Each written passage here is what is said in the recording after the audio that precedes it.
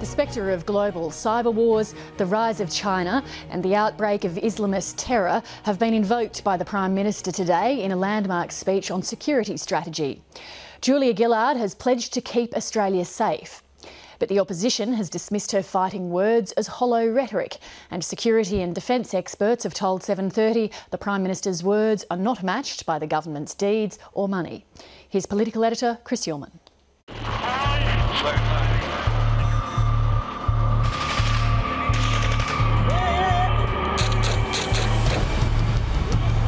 Ensuring the nation's security is one of the key jobs of the federal government. Threats to the borders come in many guises. Battles rage in the real and virtual worlds. And in 2008, Labor said one of the major threats was global warming. Over the long term, climate change represents a most fundamental national security challenge for our future. Then Kevin Rudd declared Labor would make yearly national security statements. The Honourable the Prime Minister. And true to form, his first laid out a sweeping agenda and was promoted as revolutionary. For the first time, this country will have a coherent statement of the national security challenges facing Australia. Prime Minister.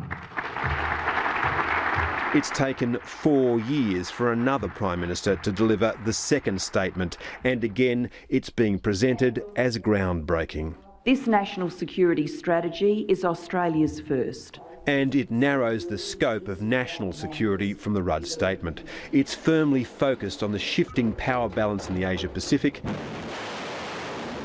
says a good relationship between China and the US is critical for peace, and sees the major threat as possible conflict between states. We remain optimistic about the ability of China and the United States to manage change in the region, but their relation inevitably brings with it strategic competition as China's global interests expand. As China grows more powerful, it's rubbing up against its neighbours. Right now, there's a serious dispute between Japan and China over 5 tiny islands in the East China Sea. Japan has controlled the Senkaku Islands for decades, but China claims them as the Diaoyus. In December, a Chinese plane flew over the island and Japan scrambled fighter jets. If China sends any more planes, the Japanese have said their jets might fire warning shots. The Americans are alert and alarmed.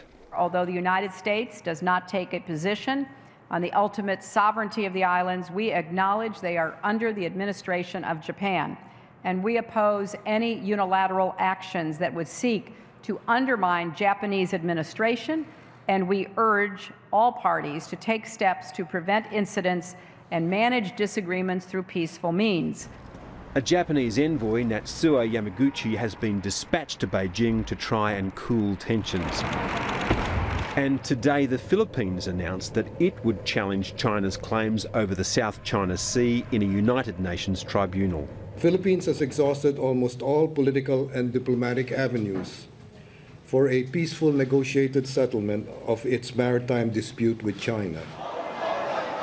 The national security strategy doesn't see a major conflict on the horizon, but says these territorial disputes are a genuine concern. They raise the cost of any miscalculation that may occur in a range of regional flashpoints, such as North Korea, the Taiwan Straits, the South China and East China Seas, or India-Pakistan. The strategy is also focused on the growth of cyber spying, and although the government won't say so, again, the chief concern is China. The response is to combine existing assets under one roof. It will provide Australia with an expanded and more agile response capability to deal with all cyber issues. The strategy promises enduring vigilance on the threat of terrorism, but climate change has been relegated to a national security footnote. All of the scientists and the Pentagon as well are saying if you're serious about global security, you have to address global warming. And if you are serious about national security, your words should match your deeds. And on that front, there is a large and growing gap between what the Gillard government says and what it does. This government has made deep cuts to defence. $5.4 billion, a reasonable amount of money in anyone's language.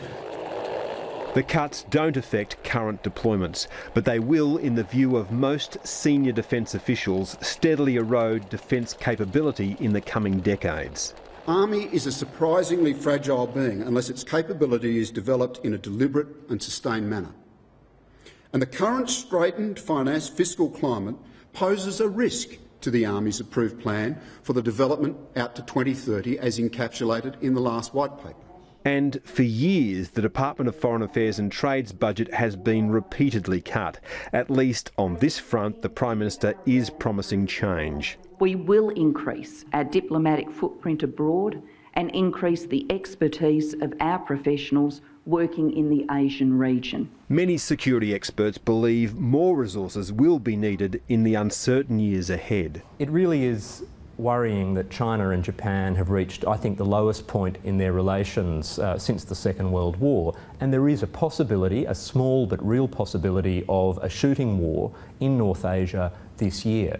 Now, it's striking that the Prime Minister says the national security decade is over, but we have, of course, the possibility of interstate conflict looming. It's perhaps the national strategy or the international strategy decade we're entering, where power struggles between nations are going to matter more. And in that context, I think Australia needs to be increasing its diplomatic resources in the region and certainly not cutting its defence budget further. The defence cuts make this strategy an easy target for the coalition. This was the Prime Minister with her ministers before the last election that said 38 times they would increase defence expenditure by 3%. 38 times. Well, defence expenditure has been cut by 10.5% this year alone. But in this election year, the coalition isn't promising it will put the money back. The coalition's objective is to try to restore 3% a year real growth in defence spending. Our aspiration is to spend 2% of GDP on defence. So if the coalition's deeds match its highly qualified words, then it will be a long time before defence gets the money its brass believes it needs, no matter who's in government at year's end.